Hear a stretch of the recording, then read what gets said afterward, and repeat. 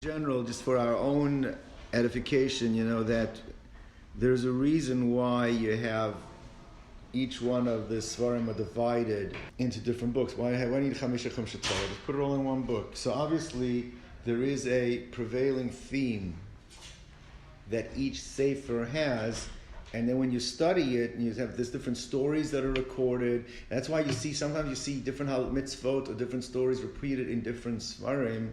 It'll be in Devarim and it'll be in Shmot. So it'll be in Bamidbar and it'll be in. Why is that? Because the theme and the perspective of that particular sefer is what's being accentuated in the mitzvah itself. So that mitzvah is multifaceted. The facet that's being highlighted in the sefer is the one which is the theme. But then the key is to figure out what is the theme that ties all of these things together. So that's just something that's very important when you start a sefer, start thinking in those terms. Obviously, Rashis is more the focus on the individual, Shmos is more the focus on the nation, so there we can already start talking about, things of that nature. But I thought it'd be interesting for me to discuss, the big topic right now that is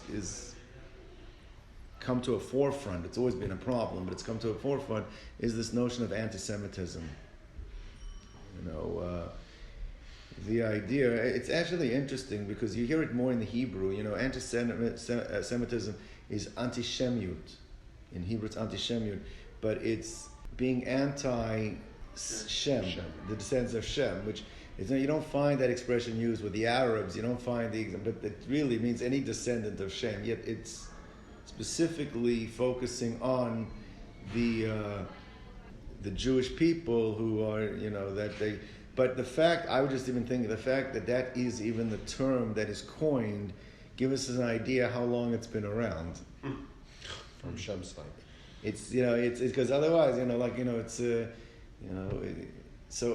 I was just, in Poland, and, it's blatant, you see, they have this new museum, they did the history of the Jews of Poland, in Warsaw, unbelievable museum. I mean, the artifacts and the things that they've uncovered, but the history, and you see that each generation, it goes back 500-600 years, the decrees of that generation, the decrees of that, and the pogroms of that generation, and and where they were allowed to live and where they weren't allowed to live, and what they were allowed to own.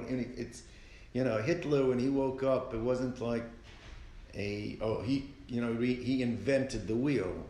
This concept, he just tapped into centuries worth of the prevailing feeling of the time, which, is always there, just sometimes it bubbles up more than others, and unfortunately right now we're seeing it again. There's that resurgence, and it's scary, it's something that we have to be aware of. So I thought I'd just discuss, maybe track down to the original instance of when anti-Semitism began. I mean, that's something to discuss. I thought that, this is the Parsha of when we become a nation, and anti-Semitism is not something against the individual, it's something against the entire nation. So therefore, you would expect that if it's part and parcel of us becoming a nation, then somewhere in the Parshas of us becoming a nation, we'll be able to identify the root of anti-Semitism. I thought that's something to look into. One of the things that I found very difficult, and I think needs an explanation, again, it requires, I think, a study in general in terms of human behavior. It's difficult to understand how a nation that Yosef was the second most powerful individual in the nation of Mitzrayim, pretty much single-handedly saved the entire Egyptian economy. Yaakov is the one that comes down and gives the blessing that stops the famine that is going to destroy the entire world. You would expect that there should be this tremendous gratitude, this tremendous hakarat hatov from the Egyptian people to the Jewish people, and yet the level of enslavement, not just enslavement, but even decrees to destroy. You read through the psukim, when the children are being born, if it's a boy, you should kill him. Think about it. We're not used to. We just step back and think about what it is saying. That you have a situation where you're literally, it's a genocide. The idea was, okay, we're going to absorb the women, marry the women into us, and kill the men. And that, at the end of the day, what are you going to do? You're going to be wiping out the entire Jewish nation. I mean, how do you go from the Hakarat Tov that they should be having a couple generations before to get to the point where they're able to enslave, torture, and murder the Jewish people? I'm just trying to figure out where the transition, how that happens. I know that we don't want to hear this, but Pesach is around the corner, so I think we get a little touch on a little bit of the Haggadah for a moment, discuss the Haggadah, because I think it really enlightens and brings to the forefront what we're discussing here. The Haggadah itself that we read is a collection of braisos. What is a braisa or braita? What is that? So you have Tanoic statements that were made for many generations that when Torah was being learned by heart, they learned everything by Baal Peh. So each base medrash had the Masorah from their Rebbe, and they expanded upon, and these were statements that were made from the Tanoim. So Tanaim, it spans, it could be 4 or 5 generations of rabbis that are called Tanaim, up till the point of, I think, Rabbeinu HaKadosh, Rebbe, was from the last of the Tanoic generation, and he felt, because it was just being done orally, which is the oral Torah, what was happening is that there was, you ever play, broken telephone, you start the message in one end and you end off with it, and somehow, things get lost along the way. And he felt that it was creating machlokas, the Masorah was getting affected, especially during the hardships and all the different gzerot against learning and things. So he said, we need to come up where we can document the Masorah to a certain extent, put the Torah Sheba'al Peh in a written form, redacted. It's actually a question whether he actually just redacted and compiled it, not actually put it into writing, or did he actually put it into writing at what point? But there's no question he did redact it, and what he did was he took from all of the Masoraic, Tanoic statements that were available, he limited it to the Shisha Sidrei Mishnah. So therefore it comes out, but you had this whole body of Tanoic literature that is outside of what he had gathered together. You have Toseftas and Sifri and Shifrah and the Midrashim and everything. So those are called braisos. Bra is outside of. Why is it called? Because it's outside of the Mishnah. It's outside of what he redacted is the Mishnah. Those are called the braisos. Now, the Baal Haggadah, the one who authored the Haggadah, is also a collection of different Mishnaic and braisos, of different Mishnayos and braisos that were collected together, but it's all Tanoic statements. And actually it reads, if you read through it, it reads very much like the type of learning that was going on at the time. So there is, in one of the braisos that are quoted in the Haggadah, it brings down, it says, Vayareyu osanu ha-mitzrim, that the Mitzrim dealt with us, Vayareyu osanu, they dealt with us ra, malevolently. They dealt with, in an evil way, they dealt with us, right? So it says that, what does it mean? Kamosha Kasuv, like it's written. What's an example? If I'm going to go around the room and I say, give me an example of what's the worst thing that you can come up with that the Mitzrim did. Vayareu osanu ha-mitzrim. So what would you give an example of? What if you look at the Psukim or the Midrashim, what would you think is example of the Ra that the Egyptians did? Avodat Parech, backbreaking work, or they even changing the gender roles, made the men do women's work, women do men's work, breaking the spirit and the emotional boundaries of the Jewish people. There's the Midrashim talk about Pharaoh slaughtering thousands of Jewish babies for the blood because he had saras. You could come up killing the firstborn. I mean, they're giving the male children. I mean, there's so many horrible things you could put down. What does the Baal Haggadah actually quote as Vayareo Sanu HaMitzrim? The worst thing is a pasuk from this week's parsha. What does he say? Vayareo Sanu Kemosha Kosuv, like it says, Hava Neschak Malo. Let us deal wisely. Which in and of itself needs an explanation. Where do you see the Ra? Where do you see the terrible things in the Hava Neschak Malo, in that expression of Hava Neschak? Where do you see the horrible things that have done? Because if you actually think about it for a moment, and this is Ma'aseh B'chol Yom, we see this going on today in Israel.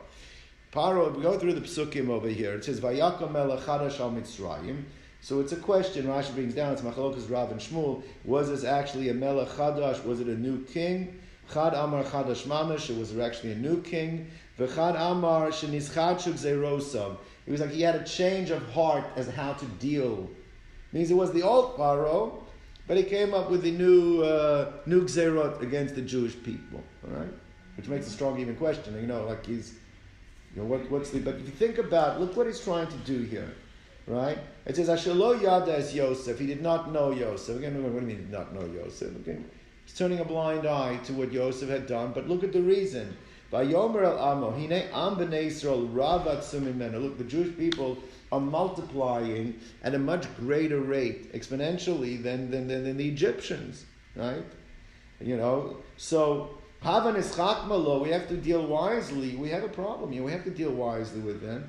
Pen Yirbe v'hayoki Sikrena Milcham, because if they keep going in the way they're going, if there's going to be a war against our enemies, what's going to end up happening is that they're going to join the enemies that are attacking us, and they're going to fight against us.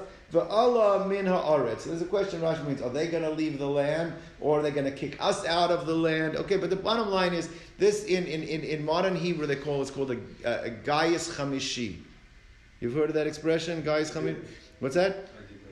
Yeah, it's called a fifth column. A fifth column means you have indigenous in your own country. This is what's going on in Israel today. We're worried about that you have these Palestinians that are in Israel today, and you're worried if you're going to attack, you got your enemy on the outside, and you got your problem with the people on the inside, and we're worried that maybe you can't trust them.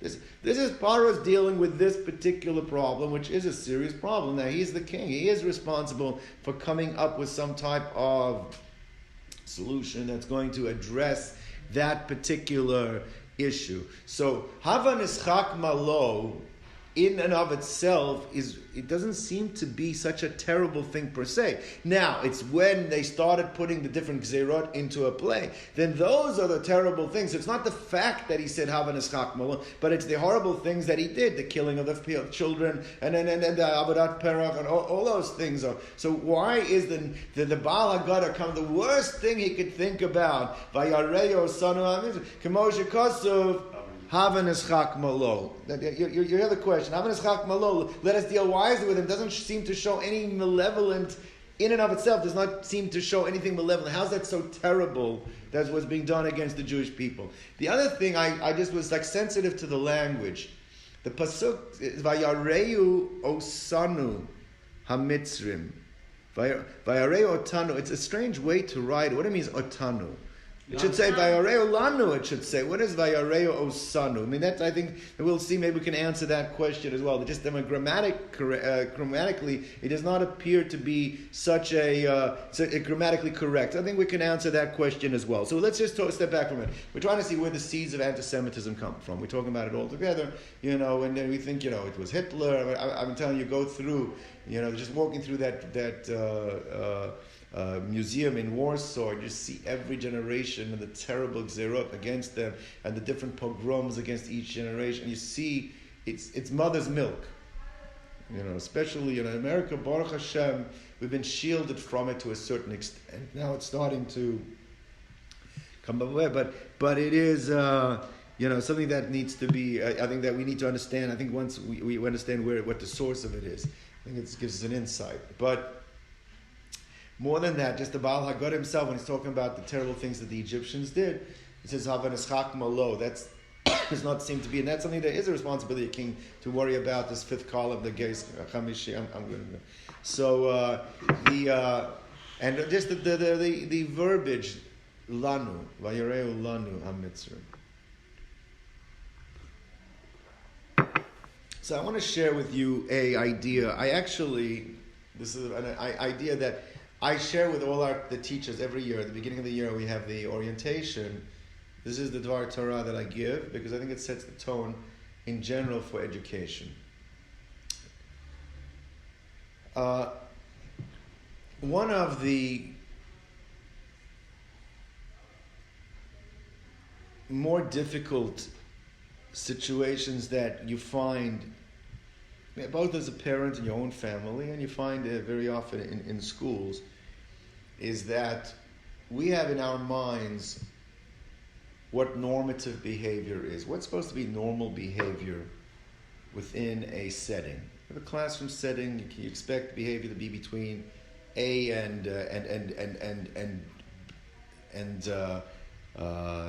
and Z. This is between these the levels of what you expect. What do you do when you see that there's a child that the type of behavior that they're exhibiting is beyond the it's beyond the pale. It's outside of the behavior. It's outside of the behavior of what's expected. Now, there's all types of questions that come into play with this because, number one, what about the child's own learning? Number two, what about that it's affecting the environment that other children aren't able to learn? What about the teacher now is being inhibited in terms of their teaching? So these are questions that are serious questions that come. But we have by nature, when we see that there is what we've identified as aberrant behavior or behavior that's different than the norm, we feel it's very important for us to label the behavior. We have to figure out how can we give a title to it? How can we identify? Because we feel that when you can give a name to it, you can identify it, that gives you already feel like some sense of control, that you can address it, you can, and so what happens today, and again, if anybody here is in the medical health field, don't take this personally, because there's not, we have to find a therapist, we have to find a psychologist, we have to find a psychotherapist, we have to find somebody that can help us identify what this behavior is. Right? And there's a whole alphabet soup out there to help identify the behavior.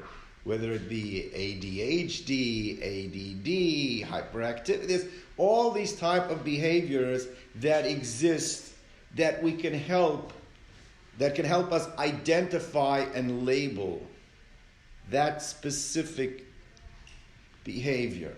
Now, as I said, we have there's even by the Chazal say Chachma Bagoyim Tamin, that there is Chachma out there, and there actually is a tremendous amount of brilliant work that's been done in helping identify behaviors and then figuring out how can they be addressed to help whoever is suffering from these type of behaviors, or help them control and identify what they are that can help them in terms of their growth and their development. But sometimes what happens, unfortunately, in our haste to identify the behavior, there can be a misdiagnosis. Right? So now what you've done is you've labeled a child with a certain behavior where in fact that's not the problem. So that's a terrible thing, because now what you've done is you pretty much can destroy a child, because now everybody is treating the child as if that's the behavior, and not only that, the child himself is coming to think that that's the problem, but that's not even the problem. We just, in our haste to diagnose, we misdiagnose. That happens, unfortunately, sometimes. But let's say, okay, you've got a very good medical health practitioner, you've able to identify the right therapist, you've able to identify somebody that really knows what the issue is, somebody that really knows how to help identify the situation, and has come up, is able to is able to really identify what the problem is. And so you've got the right diagnoses. But here is where you have a problem. This is the huge problem. This is what I share with my teachers. And listen, if you're going to take away anything from today's class, this is the piece that needs to be taken away. You have to walk away with. Is that, unfortunately, what happens very often, instead of recognizing you have a child that has tremendous abilities, that has talents, that has many positive attributes, there happens to be a problem in one area of the child's, either his learning or his behavior or his development. So instead of seeing a child with a problem, we now label him a problem child. So we've now allowed the behavior to define the entire child. And that is the worst thing that can happen. You know, you walk in the hallways, the teacher says, oh, that's the ADD child. You know what happens in such a case? Not only do we start treating the child like a problem, but how does he see himself? I had a situation in class. There was a kid that was driving me crazy. I'm teaching a class. And I was saying this, listen, took him outside, to a side, and I said, you know, I need this 45 minutes. I have to cover the material. I need you to just sit quietly for 45 minutes, and if you need a break, I'll give you a break, but you can't continue doing what you're doing. He says, well, I can't help but I have ADD. The kid is telling me that, you know, it becomes a situation where if you turn the child, instead of being a child that has a problem, into a problem child, it becomes a self-fulfilling prophecy, even with the child himself. We know this is parenting 101. You know, we have to be very, very careful that we have to catch ourselves. You never tell a child you're a bad child. Tell a child you've done something that's wrong. But you don't identify the entire child by the behavior that he's exhibited. You never do that. You know, you're destroying the individual if you're defining them in their entirety by the one aspect of what the problem is. That is the worst thing that can happen. Pharaoh is a genius.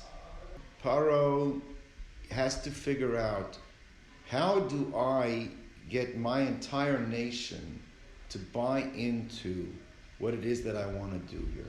2 generations back, these people saved the Egyptian economy. There's blessings that we still have today from them. How do we change that? So Pharaoh comes up with something that did not happen in Nuremberg by Hitler in 1933. Pharaoh comes up with it. It was 1930. It was Nuremberg. Whatever the solution. Whatever the Pharaoh comes up with it right now in Parsha Shmot. He says, he gets the people to buy into, we have a problem nation. These people, they're kotzim in our eyes. The Jews are a problem. That's what Pharaoh is selling here. Once you see that there are people amongst you that everything that goes wrong, it's their fault, right? Then you can demonize them, you dehumanize them, you can do anything you want to them. Why? Because they're responsible for everything that's going wrong. What Pharaoh comes up with, which also explains, Pharaoh is this, you know, since when is Pharaoh, it's not a democracy. Let's ask the people what we should do. What do you mean? Since when does Pharaoh deal with, let's ask the people? Because Pharaoh is selling something. He knows that to get the people to do what he wants to happen, to enslave and torture and murder, he has to get them to buy into it. The only way that could happen is if you make the Jewish people into a problem nation. That's what Pharaoh came up with. Pharaoh labeled us that we are problems. For generations, till today, every community in the world, when things start going wrong, who do they blame? It's always the Jews. You know where that came from? It came all the way back from Pharaoh. So says the Baal Haggadah, it's an unbelievable insight that he's giving us. You know what? the avodas parech, and the murder, and the torture, and the slavery, that all lasted one generation. What did Paro really do? Vayareyo osanu ha-mitzrim. What did he really do? What did he do that made it so bad? He made us into a problem nation. He affected us that problem is, we still living with that anti-Semitism of that problem from Paro's decisions and what he did, all the way back from that still lacks the death. And the second part of it, which is even worse, is, as we said, when you label a child, then the child starts to believe that he himself is the problem. You look how many Jews today, you look at this liberal agenda that Israel is the fault and we're the ones and we are the, they're comparing, you think a Jew, should you ever come out of a Jewish person's mouth, they call ourselves Nazis and they say that we're dealing with people like that. How could anyone, because you know what, Vayareo Osanu, what Paro did, not only did he do bad to us, but he made us start believing that we ourselves are the problem. And that every generation, you always have Jews. You open up the New York Times, you see these articles that are being written by Jews. Can't believe, the self-hating Jews are the worst. You hear what Jews are saying, and then, you then you hear what, how could you worry about what are the non-Jews saying about ourselves? Look at what the Jews, when you open up and you see these Meshuggahs marching in Iran, with the Ayatollahs, dressed in the Hasidic clothes, because Vayareo Osanu, that problem, not only is a problem that they see us as a problem, but unfortunately that we see ourselves. We start looking at ourselves as being the problem. That is what Paro did. That's the worst thing that he could have done, and that's what the Baal Haggadah is saying. Vayareo Osanu ha-mitzrim. He did it to us. That's the. But the message, the takeaway, and we can just in terms of is that we have to be so careful not to label. There's problems. Identify the problems. Deal with the problems. Don't label the child, and not only child. Labeling, by the way, is on communities. He's wearing that kind of a yarmulke. We've already labeled. Okay, that kind of yarmulke, now you've labeled that. Or that shul is the talking shul. They talk in, even entities can be labeled, not just individuals. You can label nations, you can label entities, schools. You go on the Shabbos table, this school is like that, this school is like, what are you talking about? What right do you have to have labeled any school or any person or any shul or any... You don't have a right to, they dress this way, that's a label. Every person has to be looked at in their own merits and identified, So the idea, when you talk about even on the shidduch scene today for shidduchim and stuff, how people get labeled in terms of the stupidity that we use to classify. It's... we think we know the solutions. Oh, I want to have somebody that wears this kind of yarmulke and that davens in this kind of shul with this type of avara and this, And what ends up happening is today, and unfortunately, almost 3/4 of the marriages today, the weddings are lasting longer than the marriages. It's like it's crazy what's going on. We're losing sight of what's important. But labeling, that's insidious. Moshe Rabbeinu says that when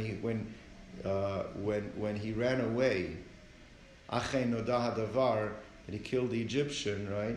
So he says that I see there's dalatoria amongst the Jewish people. Rashi says, what does it mean, dalatoria? There's a Lashon Hara, that people are speaking Lashon Hara. Really, in essence, that's what Lashon Hara is too. What's Lashon Hara? Lashon Hara, the Chofetz Chaim says it's when you tell the truth. Someone says, it's Lashon Hara. Well, it's true. No, it's true. That's what makes it Lashon Hara. Otherwise, it's Motzi Shamra. It's not even Lashon Hara. But why is the truth so bad? What is the problem with the truth when you're telling the truth? Because it's the same issue, right? I've heard from my Rosh Yeshiva, Rabbi Yochanan Zweig, a brilliant insight. He says that we know the punishment for Lashon Hara is what? Saras. You get a little spot on the skin, it makes you become Taneh. So the Chofetz Chaim asks, the Pasuk says that if your whole body is covered in this, it's not Saras. It's only one spot. It should be Kal V'chomer. But if it's one spot, it's already Tsaras, it's Lashon Hara. So the whole body should be not, so what's the pshat? So a beautiful idea. What does a Baal Lashon Hara do? Baal Lashon Hara does is, again, you have a person that has many wonderful traits, many good behaviors. You find the one bad thing that the person's doing. You identify that, and now you define the person by that one thing. What you've done, you destroy the person, because you know the one bad thing he's doing, you've been able to, that's what Lashon Hara is. Lashon Hara, it's true. But you're using the truth to distort the reality of the individual. That's why it's so bad, because Motzi Shemra you can dispel. It's not true. You said something about me, it's libelous, it's not true. But I'm telling the truth. When you're telling the truth, that's the one thing people in their mind are going to think. When they think of that person, what do they think about? They think about the event that you just heard. I remember in third grade, I remember I was sitting in class and the girl next to me wanted to go to the bathroom. She couldn't go to the bathroom, and unfortunately, she had a problem right there in the classroom.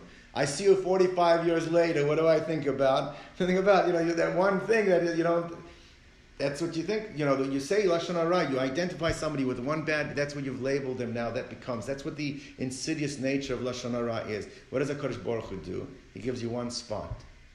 That one spot makes your whole body tameh.